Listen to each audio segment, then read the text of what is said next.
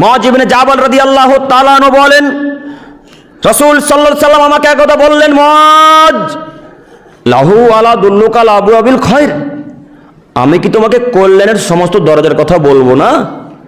মুআযকে আল্লাহ নবী প্রশ্ন করে বলছেন। তখন মুআয বললেন, কুলতু বালা ইয়া রাসূলুল্লাহ সাল্লাল্লাহু আলাইহি সাল্লাম, জি হ্যাঁ আল্লাহ নবী বলেন, আমি তো শোনার জন্যই আছি। একথা মুআয আল্লাহ নবীকে বলছেন। তখন মুআযকে আল্লাহ নবী বলছেন, মুআয আস-সাওমু জুন্নাহ, মুআয জাহান্নাম থেকে যদি বাঁচতে চাও মুআয, তাহলে তুমি সিয়াম পালন করো।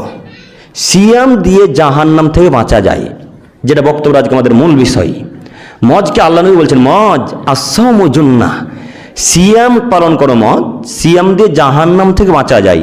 এরপরে মুআযকে আল্লাহ নবী বলছেন, আস-সাদকাতু তুতফিউল খতিয়া, মুআয তুমি দান খায়রাত করো, দান খায়রাত করলে মানুষের পাপ ধুয়ে মুছে পরিষ্কার হয়ে যায়। কামা ইউতফিউল মাউন নার, যেমন পানি আগুনকে নিভিয়ে দেয়। আল্লাহু আকবার।